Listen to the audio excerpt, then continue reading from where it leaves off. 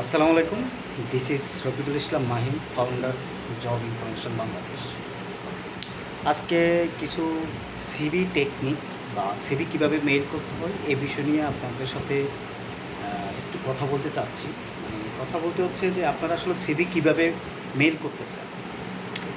প্রথমত আপনার সিভিটা PDF file করা আছে কি না, পিডিএফ ফাইল করা যদি থাকে সেটা রিনেম আপনার নামে আছে কি না। যেরকম আপনার একটা সিভি আছে, সেটা পিডিএফ ফাইল করা আছে, কিন্তু পিডিএফ ফাইলের রিনেম হচ্ছে আপনার নাম্বার দেয়া, তারপর হচ্ছে পিডিএফ ফাইল অমুক বা মাই সিভি, এই মানে বিভিন্ন ধরনের আপনি হচ্ছে নাম দিয়ে রাখেন। এটা আপনি করবেন না। আপনি যেটা করবেন সেটা হচ্ছে যে আপনি সিভিতে পিডিএফ ফাইলে নাম দেবেন আপনার, যেরকম এমডি রফিকুল ইসলাম, তারপরে যদি ফুল রিনেম না হয় সেখানে আপনি সিভি লিখে ওকে। সেকেন্ড পার্টে হচ্ছে এটা আপনি পিডিএফ ফাইলের রিনেমটা ওকে, অবশ্যই পিডিএফ। তৃতীয়টা হচ্ছে আপনি যখন মেইল অ্যাড্রেসে যাবেন, সাপোজ আপনার ফোনে বা পিসিতে চাইলে আপনি কম্পোজে ক্লিক করলেন, ক্লিক করার পরে এখানে আপনার ডকুমেন্টস সাবমিট করার জন্য একটা অপশন আছে, তো সেখানে ক্লিক করবেন।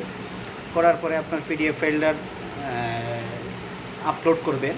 আপলোড করার পরে টুতে আপনি যেখানে পাঠাবেন, যেই কোম্পানির ইমেল অ্যাড্রেসে পাঠাবেন সেখানে ইমেল অ্যাড্রেসটা লিখবেন এবং আপনার সাবজেক্ট লাইনে আপনি কি পোস্টে অ্যাপ্লাই করতেছেন। আপনি যদি সার্ভিস সিস্টেম ইঞ্জিনিয়ারে অ্যাপ্লাই করতেছেন বা আপনি মার্কেটিং এক্সিকিউটিভে অ্যাপ্লাই করতেছেন, সেখানে আপনি পোস্টটা সাবজেক্ট লাইনে উল্লেখ করবেন এবং ইমেলের যে সিভিটা পিডিএফ ফাইলটা আপলোড করার পরে আপনার ইমেলের সাথে, এই ইমেলের বডির সাথে আপনি একটা কভার লেটার অ্যাড করে দেবেন। এখন কভার লেটারটা কি, যে আপনি আসলে কী পদে অ্যাপ্লাই করতেছেন সেই কোম্পানির কিছু ডিটেলস নিয়ে সেখানে সেই বরাবর যে আমি রফিকুল ইসলাম বলছিলাম, স্যার আমি এই পোস্টের জন্য নিজেকে ক্যাপাবিলিটি বা যোগ্য মনে করতেছি। সো আপনার এডুকেশন কোয়ালিটি ব্যাকগ্রাউন্ড সব তো সিভিতেই আছে, এটার একটা ইন্ট্রো দিয়ে আপনি কভার লেটারে সুন্দর করে দিয়ে আপনি হচ্ছে ফাইনালি আপনি কী পর্যন্ত আসলেন, টুতে ইমেল দিলেন, সাবজেক্ট লাইন দিলেন, আপনার পিডিএফ ফাইলটা অ্যাড করলেন, ইমেলের বডিতে আপনি কভার যে লেখাটা কন্টেন্ট আকারে সেটা আপনি লিখলেন, ওকে।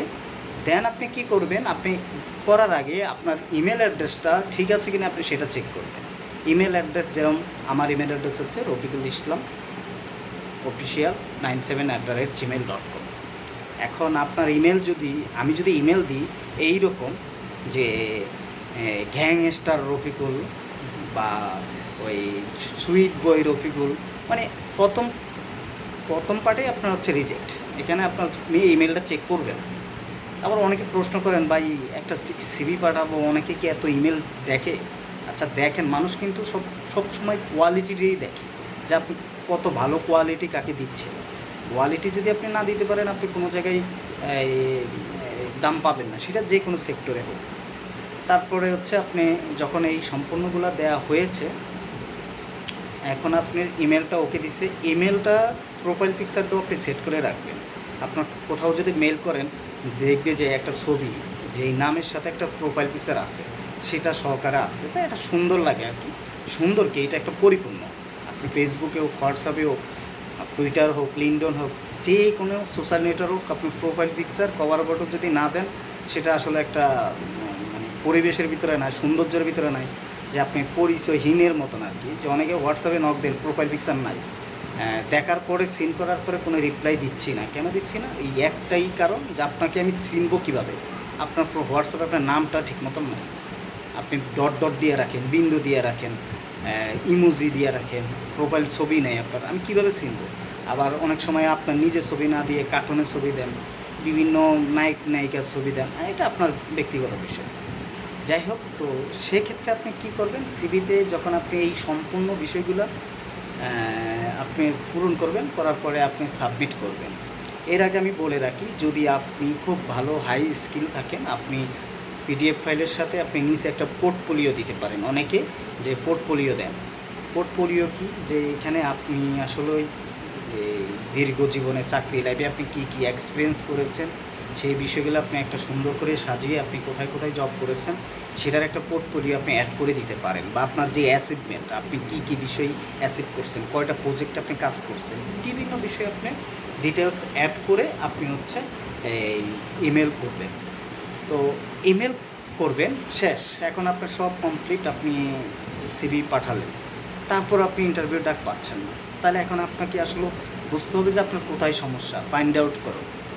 ফাইন্ড আউট হচ্ছে এইটা, নিয়োগ সার্কুলারটা আপনাকে ডিটেলস পড়তে হবে। সেখানে দেয়া আছে যে তাদের একজন মেকানিক্যাল ইঞ্জিনিয়ার প্রয়োজন, sub assistant engineer, education quality diploma বা এডুকেশন কোয়ালিটি দিয়েছেন মেকানিক্যাল। আপনি ট্রিপলির একজন স্টুডেন্ট, আপনি ট্রিপলি দিয়ে গ্রাজুয়েট কমপ্লিট করছেন, আপনি সেখানে সিভি দিয়েছেন মেকানিক্যালের পোস্টে। আপনি কেমিক্যালের স্টুডেন্ট, আপনি দিয়েছেন মেকানিক্যালের পোস্টে। আপনি এমবিএ করেছেন, আপনি দিয়েছেন বিএসসি মেকানিক্যাল চেয়েছে, সেখানে অ্যাপ্লাই করছেন। এখন এইটা একটা বিষয়। সেকেন্ড হচ্ছে যে ওনারা রেসপন্সিবিলিটি বা আপনার স্কিলে লিখে দিয়েছে যে আপনি মাস্ট অটোক্যাড বা সলিড ওয়ার্ক ডিজাইন জানতে হবে। এখন আপনি মেকানিক্যাল ইঞ্জিনিয়ার, বিএসসি সব, আপনার সিজিবি ভালো, বাট আপনার সমস্যা কোথায়? আপনার প্রবলেম হচ্ছে যে আপনি অটোক্যাড জানেন না, আপনি সলিড ওয়ার্ক জানেন না। এখন তারা সিভি চেক করার সাথে সাথে আপনাকে দেখলো যে আপনি অটোক্যাড জানেন না, সলিড ওয়ার্ক জানেন না, তাহলে কেন আপনার সিভিটা তারা দেখবে? আপনার সব কিছু দেখার পরে যখন দেখছে যে আপনার সিভিতে এগুলো নাই, এই স্কিলগুলো নাই, আপনি রিজেক্ট। এইভাবে আপনি যদি পয়েন্ট তুলে ধরেন যে আপনার আসলে তারা কি চাচ্ছে এবং আপনি কতটুকু সেখানে গ্রহণযোগ্যতা, এই বিষয়গুলো যদি আপনি সুন্দরভাবে বোঝেন, তারপরে এইভাবে আপনি অ্যাপ্লাই করার চেষ্টা করেন, হোপফুলি আপনি যদি 10 জায়গায় সিভি সাবমিট করেন, আপনি 8টা জায়গা থেকে ইন্টারভিউ ডাক পাবেন। আর যদি আপনি এইগুলা মেনটেন না করে আপনি 100 জায়গা সিভি দেন, আপনার হচ্ছে 2টা ইন্টারভিউ ডাক পাওয়ার সম্ভাবনা নাই। সো ধন্যবাদ, ইনশাল্লাহ নেক্সটে আরও ভিডিও হবে এবং আমি চেষ্টা করব যে নতুনত্ব আরও কিছু টেকনিক নিয়ে আপনাদের সামনে আসার জন্য। সাথে থাকুন, জব ইনফরমেশন বাংলাদেশের সাথে থাকুন এবং এই ভিডিওটা শেয়ার করুন এবং যারা এই বিষয়গুলো জানে না তাদেরকে জানার জন্য আপনি হচ্ছে শেয়ার করে সহযোগিতা করুন। ধন্যবাদ, আসসালামু আলাইকুম।